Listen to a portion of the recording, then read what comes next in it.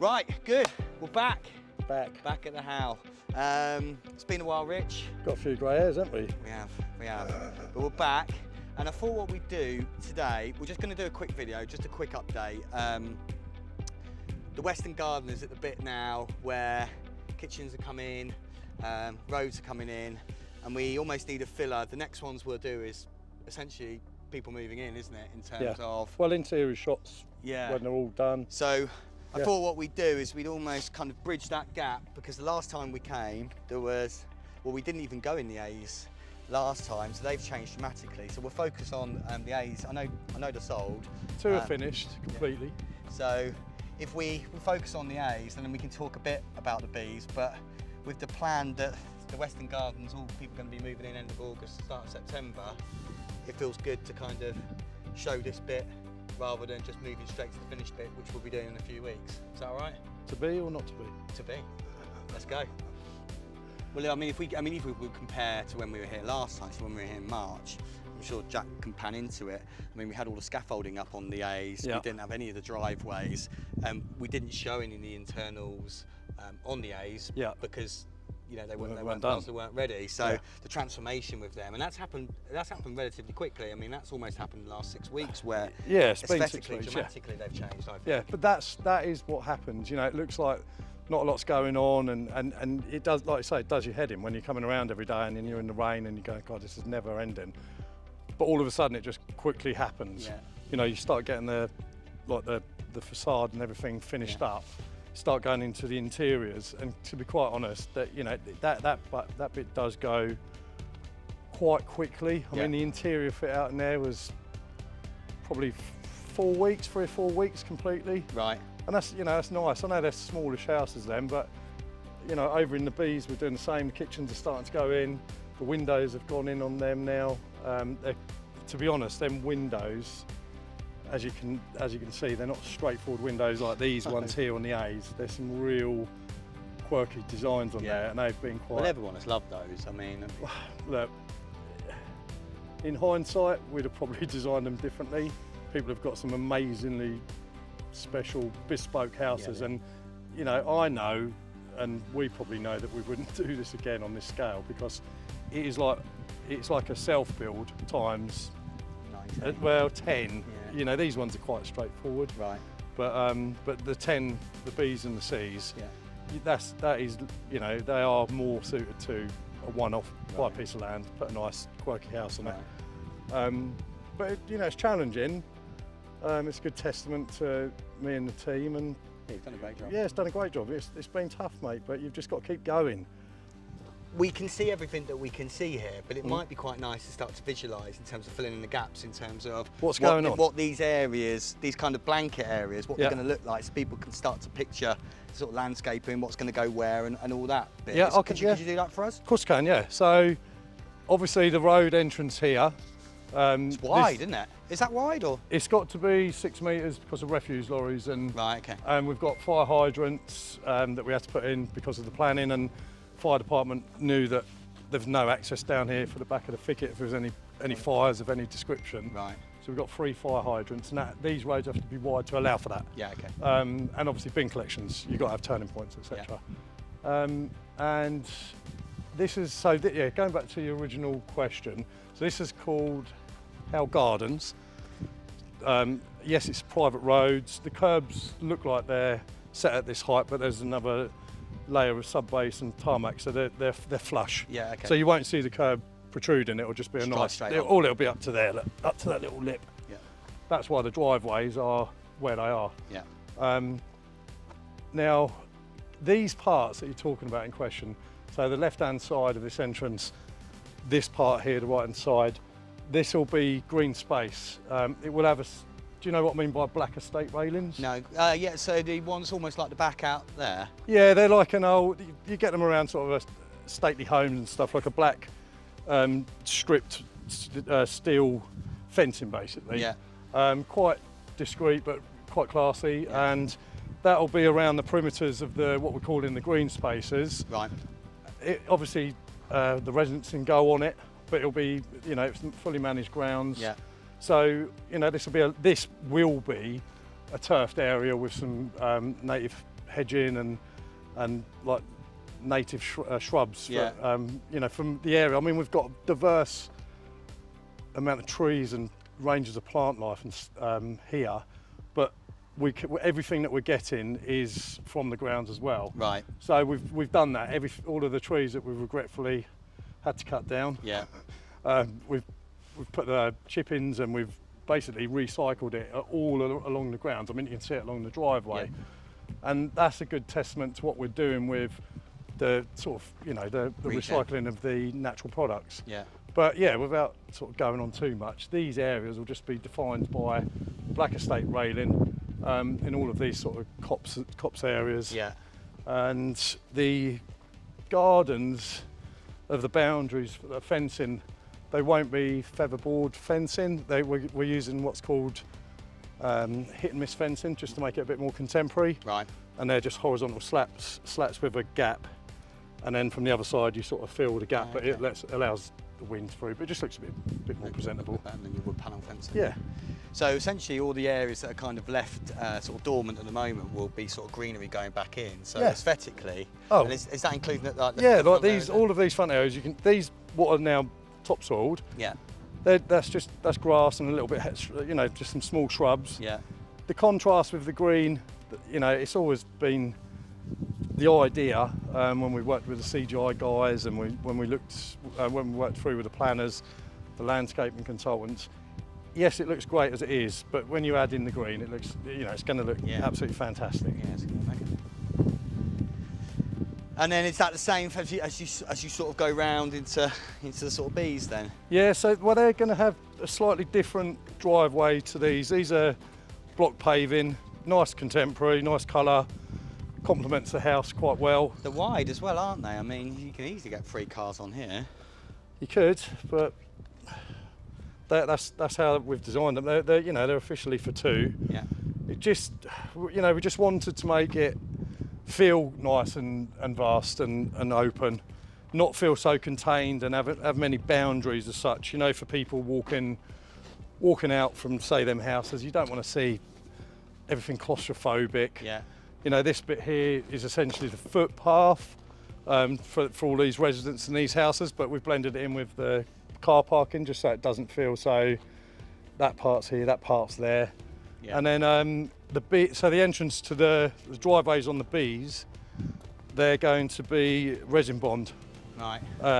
Which is, you know, for people who don't know, it's expensive, but it's... What's the difference? What, in cost? In terms of look, in terms of feel? In terms of feel, basically it's a very small gravel with like a resin bond, which I'm sure people will definitely know when they see it. Yeah. But it just looks like a nice pressed gravel, but it's kept together with resin. And what that does, so you've got no chipping up of little pebbles and stuff, and it's really nice just to drive on. But aesthetically, it just looks good. Yeah. You know, it just gives that little wow factor, and it differentiates the houses here from there. Yeah. We wouldn't want to put the same driveways as with respect to the smaller houses. We wouldn't want to replicate the driveways there to the houses over here. Yeah. Just gives them a little bit more of that panache. And these bits around here then, because the space is quite vast, isn't it, from out here? So again, in terms of landscaping and all that malarkey, what's this going to kind of look like, or much the same? Well, same principle. I mean, we've got like a little gravel footpath that goes up past the substation there. You've probably never noticed it. We've done it quite a nice, discreet green substation, which obviously does the power for the development. Yeah. And we just thought actually it would be nice to just have a nice little walk through, going across the public green area here. Yeah. And just accessing the drive by foot, which has always been our ethos. We're trying our best not to promote too much of driving in and then driving out to the shops. That's why we've done the different, all the footpaths. They're for that exact reason. Yeah. And all of the, to be honest, like I say, all of the landscaping, the paths and roads, we want it to be something that people can go out on: scooters, electric scooters, bicycles, etc. Yeah, okay. So not too rural is essentially what we're trying to do within. Yeah. Okay. And so that's, I mean, you can see for yourself, and I'm sure when as the drone's been up a number of times as it has, you can see how much green space there is. So we haven't overdeveloped. There's 17 acres in total here. Possibly, I think about 10 of it developable. Yeah. You know, a national house builder would rub their hands at that. Yeah. But we wanted to keep the segregation, we wanted to keep the space and the beauty of the grounds of the listed building. We've done a good job. Yeah. You know, I don't mind saying. I know we have, and the design's been fantastic. And the buyers now of the houses have, you know, have reciprocated that and give us a massive pat on the back, which is lovely, you know. And you know better than I do, we're quite untouchable in the market with it. We're really achieving the figures that we said that we would. Yep. And that's a great testament to us, all the guys that have worked here, yourselves, and you know, and everything, everyone that's been on the journey. It shows that, you know, it solidifies the fact that we knew what on the back of a postcard what it was going to be like, and doing the number crunching, and it's coming through to fruition. It's a fantastic feeling. So, yeah. Well, I mean, the fact that they're all sold off plan, way ahead of schedule, is just some, you know, given the market conditions generally, is unprecedented. So, huge pat on the back. Yeah, great. So, right, let's get in one.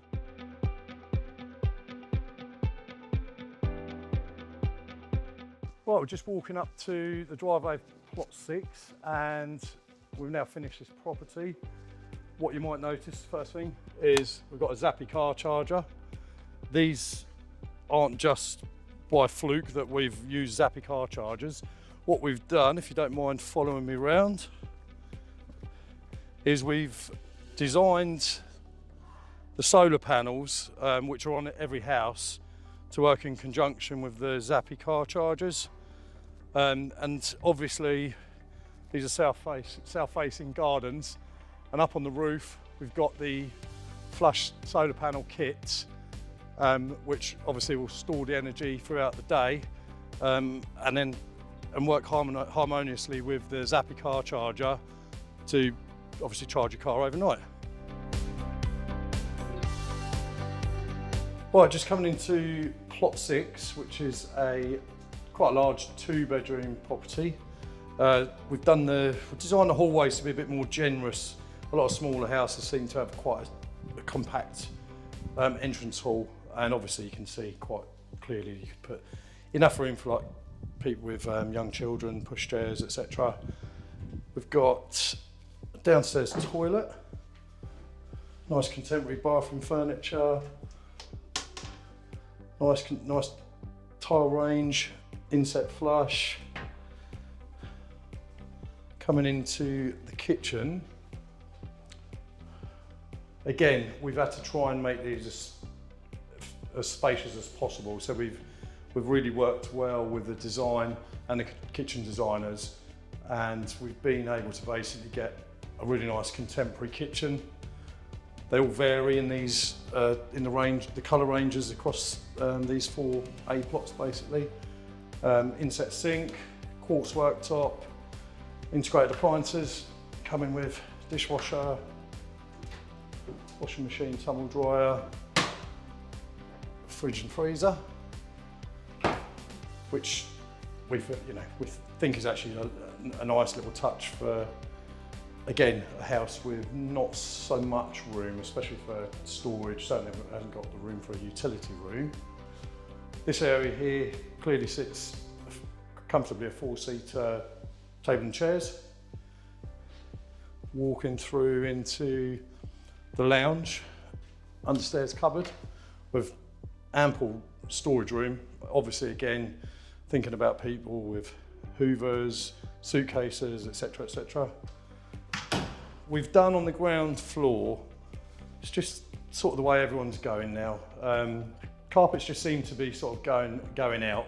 Still have done carpets in the floor, the upper floors and bedrooms, but in a ground floor, especially with your bifold doors leading out onto the patio, we've run throughout Antico wood effect flooring throughout the whole of the ground floor, just to give it continuity and continuity, and just to give it that nice walk-through feel, rather than it being segregated with different floor finishes. Oak and glass staircase, which we've, these are bespoke for each of the properties. And then coming up the stairs, again, nice glass and oak just to let the light through. We've done carpets throughout on the staircase and the upper floors, just to break it up, but just to give it that sort of softer feel. Into the larger of the 2 bedrooms, fantastic views of the Grade 2 listed manor house grounds, leading all the way across to Hilton in the distance. Out the front, again, you're not overlooked. All the houses are designed specifically to be like that, and just a nice view of the green space that we talked about earlier. Coming through into the hallway, 1 bathroom with a shower, bath, nice contemporary light feel, Velux window. And then the smaller of the bedrooms, still a decent size, more than a double. Velux window, your windows again, not really looking out, getting looked into. And then in here is the cupboard for the water tank, which is basically the gubbins for the hot water and heating, which is serviced by the air source heat pump, which in turn basically controls all of this lot. So I hope you've enjoyed the walk around tour of plot 6, which is the first house have been finished, and just coming out into the garden through the bifold doors. Generous sized garden, fencing panels will be going out imminently. Nice sized generous patio with a side gate here, and also on the other side, another side gate with basically a walk around pathway for the property. You've even got an apple tree, which does fruit. And yeah, this is plot 6, and plots 7, 8 and 9 are all very, very similar. A few tweaks here and there, predominantly on the kitchen side, but just trying to keep that natural colours of the greys and the woods, just to sort of complement what we're trying to do here in regards to keeping a nice eco village with a natural parkland setting.